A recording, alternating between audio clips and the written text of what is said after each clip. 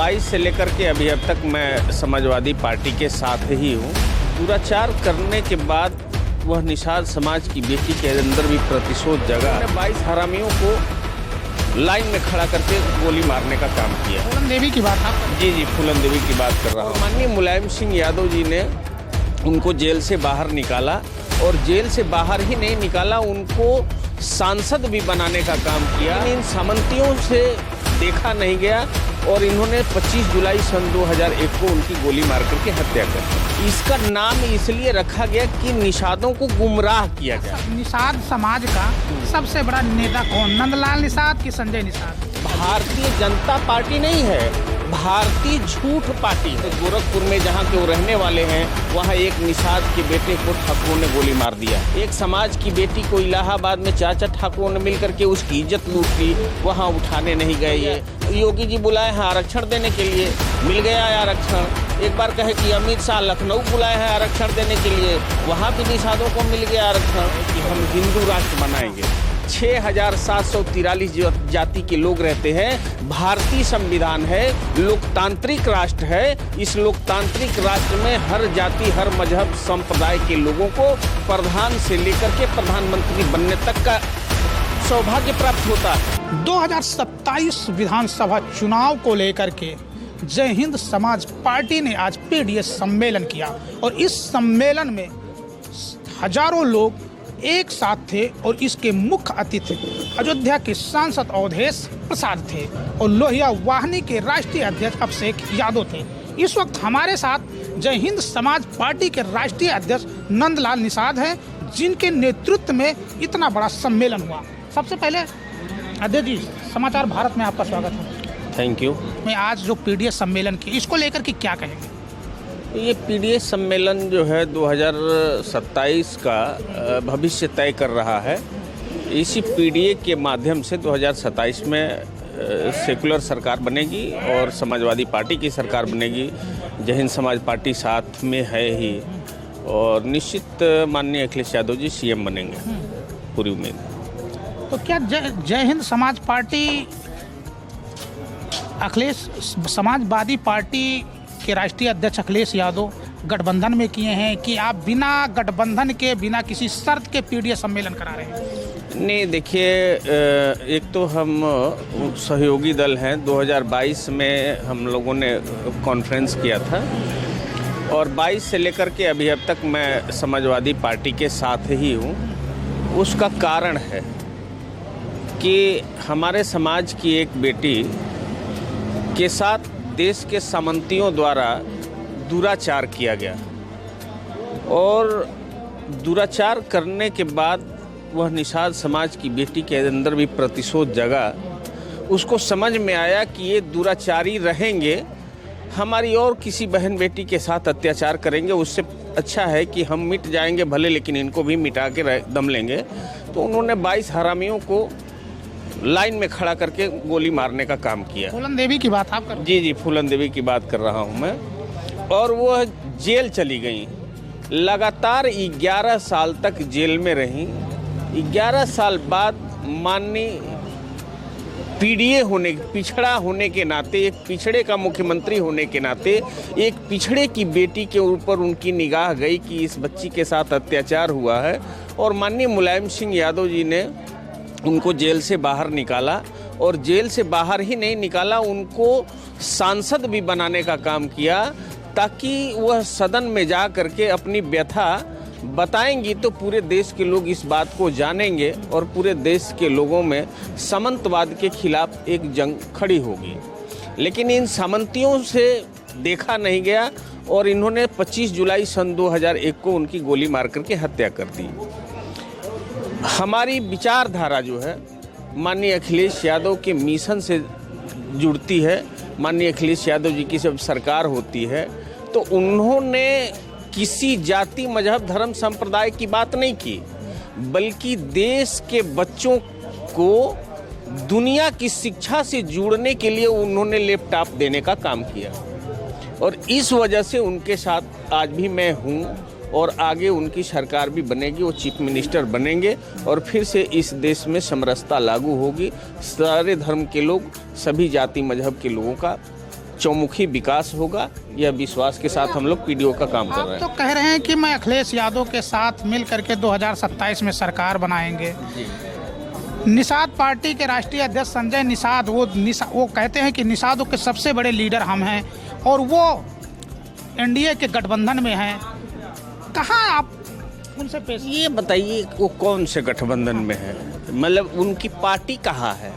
निषाद, एक सबसे बड़ी बात तो ये है कि निषाद पार्टी कोई नहीं हो सकती है, ठीक है। किसी जाति के नाम पे कोई पार्टी नहीं होती है।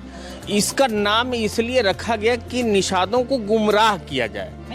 एक बड़ा वोट, एक तबका का जो निषाद का वोट था, हाँ, उसको केवल गुमराह करने के लिए इस तरह का नाम रखा गया। इन लोगों ने नाम रखा और नाम रख करके भारतीय जनता पार्टी के साथ इन लोगों ने, खुद भारतीय जनता पार्टी का वो सदस्य हैं भाई, उनका बेटा भाजपा से विधायक है, उनका बेटा भाजपा से सांसद है, तो फिर पार्टी कौन ने बात की? ये कहाँ पार्टी रही?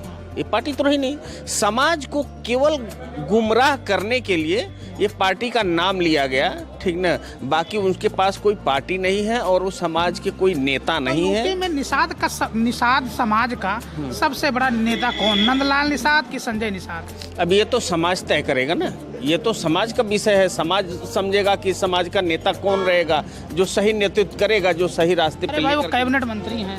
कैबिनेट मंत्री भाजपा के हैं, निषादों के थोड़े हैं। वो भाजपा के कैबिनेट मंत्री हैं भाई, और भाजपा के जो लोग हैं, भारतीय जनता पार्टी नहीं है, भारतीय झूठ पार्टी है। वह झूठ बोलने की ट्रेनिंग इनको भी मिल गई है। ये भी समाज से झूठ बोलते हैं। ये समाज का काम करने वाले नहीं हैं। समाज के साथ एक गोरखपुर में जहाँ के वो रहने वाले हैं, वहाँ एक निषाद के बेटे को ठाकुरों ने गोली मार दिया, ठीक है। पूछने भी नहीं गए, सदन में इस बात को उठाए नहीं कि नहीं हमारे समाज के लोगों को क्यों गोली मार दी गई, उस बेचारे की गलती क्या थी।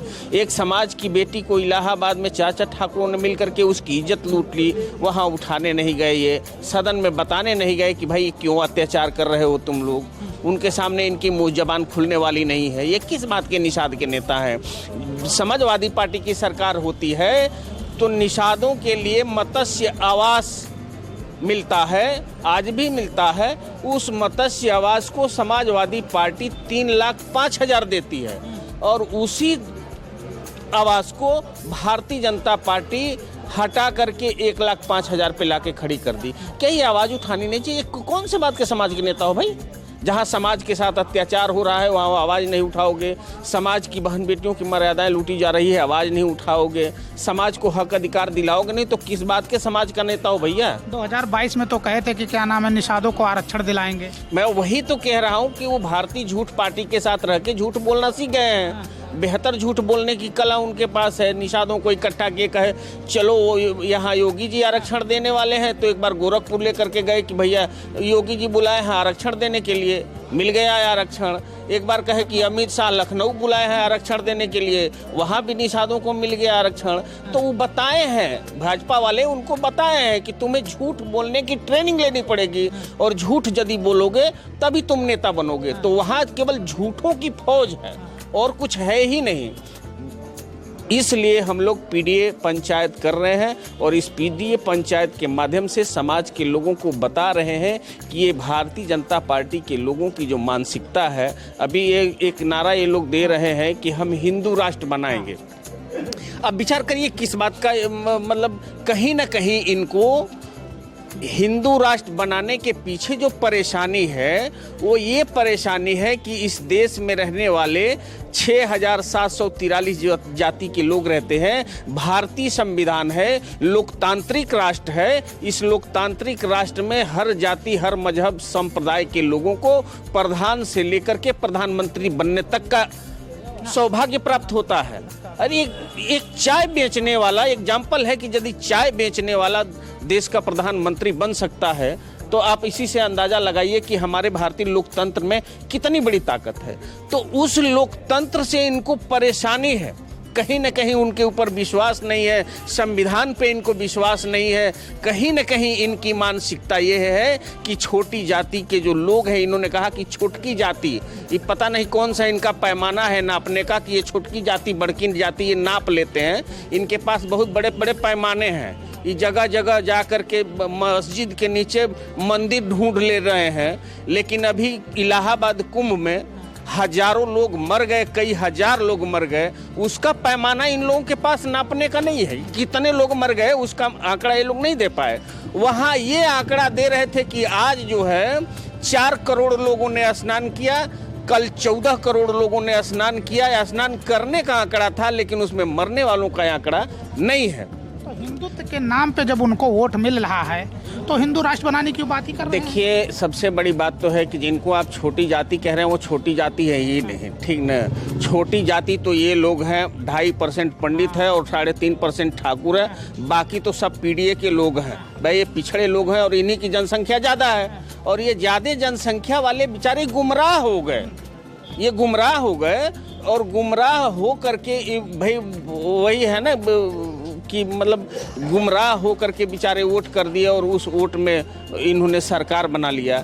अब सरकार से ये लोगों को जाने का समय हो गया है, क्योंकि झूठ की सीमा ज़्यादा देर तक नहीं होती है, रेत का महल ज़्यादा देर टिकता नहीं है। अब ये जाएंगे। अब समझिए कि ये बाबा हैं, कहते हैं कि ये हम संत हैं, हम महात्मा हैं। महात्मा कभी झूठ बोलता है क्या? उन्होंने मंच पे चढ़ कर के बोला था कि नहीं, प्रदेश के निषादों को हम आरक्षण देंगे। मुख्यमंत्री का कितना दिन रहोगे भैया कि आरक्षण दोगे? दे नहीं सकते, झूठा हुआ। तो यार ये किस बात का बाबा है? ये पाखंडी है ना, ये लोग बाबा तो है ही नहीं। तो क्या योगी आदित्यनाथ बाबा नहीं है, पाखंडी बाबा? कैसे कैसे कैसे बाबा है भाई? बाबा झूठ थोड़ी बोलता है। बाबा ने बोला था, आदित्यनाथ जी ने इस बात को कहा था कि निषादों को आरक्षण देंगे और उन्होंने नहीं दिया। तो ये बात झूठ हो गई कि नहीं हो गई? झूठ हो गई ना। तो कोई संत झूठ बोलता है क्या? संत महापुरुष कभी झूठ नहीं बोलते हैं। यही कारण है कि आज तक के कालखंड में आप देख लीजिए, इतिहास में किसी संत ने राजा की गद्दी पर नहीं बैठा, इसलिए कि राजगद्दी पर बैठने के बाद राजनीति करने के लिए झूठ का सहारा लेना पड़ता है। ये बाबा किस प्रकार के बाबा हैं? जब ये झूठ का सहारा लेकर के सरकार चला रहे हैं और झूठ का सहारा लेकर के राजनीति कर रहे हैं, तो कहीं न कहीं से इनके अंदर पाखंडवाद दिखता है। जो सच है वो यही है। अब आपको समझना पड़ेगा, इस देश के लोगों को समझना। आप कैसे समझाएंगे? हम तो समझा रहे हैं, हम तो ये पीडीए पंचायत करके हम समाज के लोगों को समझा रहे हैं कि भैया इन झूठे लोगों के चक्कर में मत पड़ो। ये तुम्हें कभी भी ऊपर उठ करके देखना नहीं चाहते हैं। ये नहीं चाहते हैं कि पिछड़ा दलित इनकी बराबरी में बैठने पावे। इस नाते ये लोग हिंदू राष्ट्र बनाने की बात कर रहे हैं। वो तो बीजेपी का जो आरएसएस संघ है, वो गांव-गांव घर-घर जाकर के खाना खा करके दलित पिछड़ा के घर जाकर के खाना खाता है, उन्हीं को हिंदू बना करके और भाजपा को वोट दिलाता है। आप मंच लगा करके कैसे समझा रहे हैं? देखिए, ऐसा है कि ये कभी भी हिंदू पिछड़ों को माने नहीं है, ठीक ना। अब जो पिछड़ा है वो अपने आप को हिंदू बन करके सीना बेशक फुला रहा हो, लेकिन ये उसका पागलपन है। ये कभी उसको हिंदू नहीं, ये नीच जाति मानते हैं, छोटी जाति मानते हैं, पिछड़ी जाति मानते हैं। वहाँ पे जातीयता। आप ये बता दीजिए, देश में इतने मंदिर हैं, उन मंदिरों में अभी अयोध्या ले लीजिए, अयोध्या में कम से कम 700 करोड़ रुपए की कमाई महीने की है। इतनी बड़ी व्यवस्था जहां आ रही है, वहां का कोई पिछड़ा जो वो बनाया गया है, कमेटी बनी है वहां पे, उस कमेटी में कोई पिछड़ा है क्या? जब पिछड़ा हिंदू के नाम पे वोट देता है तो कमेटी में रहने की क्या जरूरत है? सबसे बड़ा आप यही तो विषय है कि ये बात इन पिछड़ों को समझ में नहीं आ रही है। अरे आप कैसे समझाएंगे भाई? हम यही तो कह रहे हैं, यही तो कह रहा हूँ। पिछड़ों के नाम पे आप लोग वोट मांग रहे हैं, उनको कैसे बनाएंगे? जो उनके अंदर हिंदुत्व का आग धधक रहा है, उसको कैसे बुझाएंगे? उनके अंदर कहीं से भी हिंदुत्व की आग नहीं धधक रही है। वो इस बात को जान रहे हैं कि ये हमारा वोट लेने के लिए हमें हिंदू कह रहे हैं। हकीकत में हम हिंदू नहीं हैं, हम पिछड़े हैं, हम दलित हैं, हम दबे कुचले लोग हैं। ये अपनी बराबरी में खड़ा नहीं, केवल वोटों का। आज भारतीय संविधान, आज हिंदू राष्ट्र बनाने की इनकी यही तो बड़ी साजिश चल रही है। यही तो मकसद है कि वोट पड़े ही ना, वोट डालना ना पड़े। आज वोट डालना का समय नहीं होता, संविधान नहीं होता, तो ये लोग जो है हिंदू की बातें नहीं करते, हिंदू राष्ट्र की बातें नहीं करते ये लोग, ठीक है। लेकिन केवल वोट की ताकत सबके पास है। आज इन पिछड़ों के पास सबसे ज़्यादा ताकत है, इसलिए इन पिछड़ों को गुमराह करने के लिए हिंदू हिंदू का नाम दिया जा रहा है। तो क्या ये 2027 में ये जो कुर्मी हैं, पासी हैं, अहिर हैं, गडरिया हैं, लोहार हैं, धुनिया हैं, निषाद हैं, चाई हैं, मोची हैं, ये मैंने इनके सर से हिंदुत्व का भूत उतर करके पीडीए में शामिल हो एकदम पीडीए में हो रहा है। अच्छा। हो रहा है शामिल, और 27 में इसका रिजल्ट आपको देखने को मिलेगा और पीडीए की सरकार बनेगी उत्तर प्रदेश में।